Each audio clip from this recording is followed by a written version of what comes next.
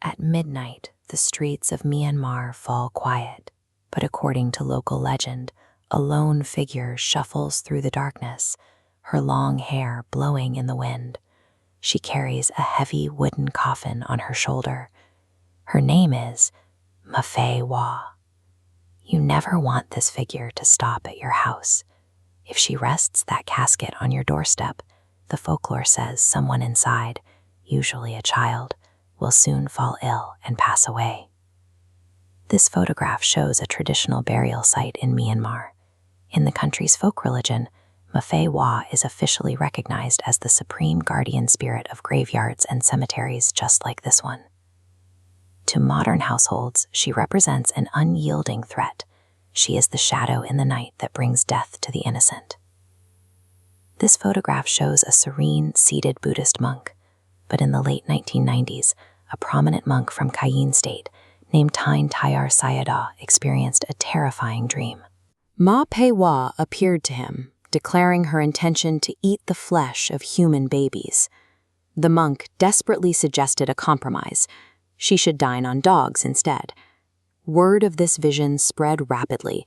Terrified parents sought to protect their infants by hastily painting signs on the front of their homes.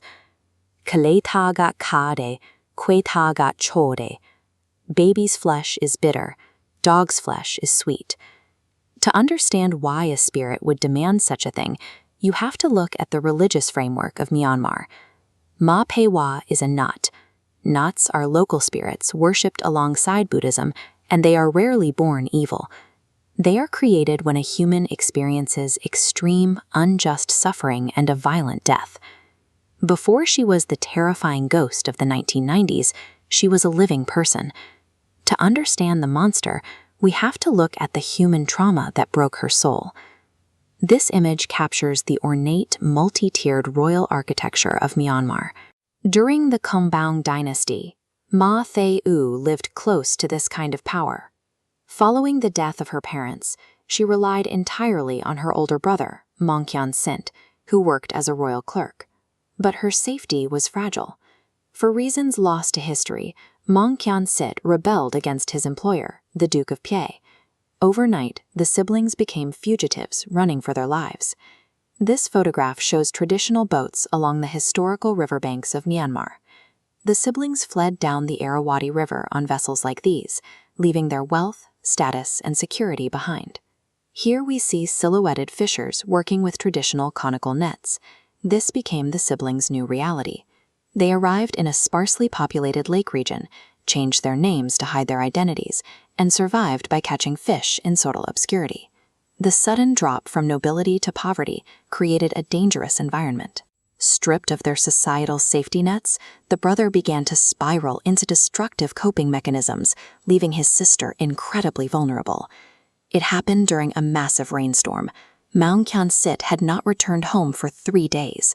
Terrified for his safety, Ma Teu walked out into the severe weather to search the dark lakes.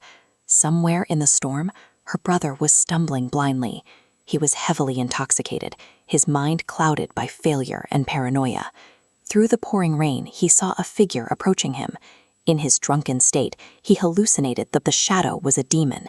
He lashed out, striking the figure down. As the figure fell, his drunken haze broke. Looking down, he realized the horrific truth. He had just murdered his fiercely loyal sister.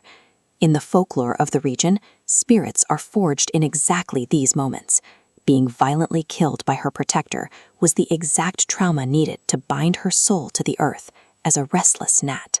This image shows the intricate scaffolding enveloping the Shwedagon Pagoda.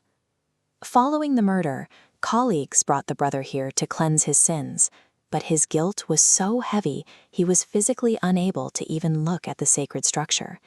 Consumed by shame, he drank himself to death shortly after. He transformed into a minor gnat, who to this day is worshipped by local fishermen. But Ma Theu met a very different fate. Now bearing the spirit name Ma Pei Wa, she found herself completely stranded. She was a traumatized ghost wandering the mortal realm without a home, a purpose, or a place to rest. The tragedy completely splintered the siblings. the perpetrator was rewarded with a dedicated following of fishermen, while his innocent victim was left entirely alone, trapped between worlds. Desperate for a place to exist, Ma Pei Hua reached out to the living. She appeared in a dream to a local village abbot, begging for a small patch of land to call her own. The abbot showed her empathy. He granted her permission to live in the village cemetery and offered her a monk's yellow robe. This garment is the origin of her name, which translates to the Yellow Ribbon Lady. Eventually, her status reached the highest levels of the kingdom. King Tharawati issued a formal royal order, cementing her role across the land. By royal decree, Ma Fei Hua shall stand as the eternal guardian of the cemeteries. By royal decree, Ma Fei Hua shall stand as the eternal guardian of the cemeteries.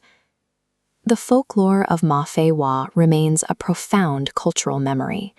It stands as a monument ensuring that an innocent sister, once failed by the living, is forever honored as the fierce guardian of the dead.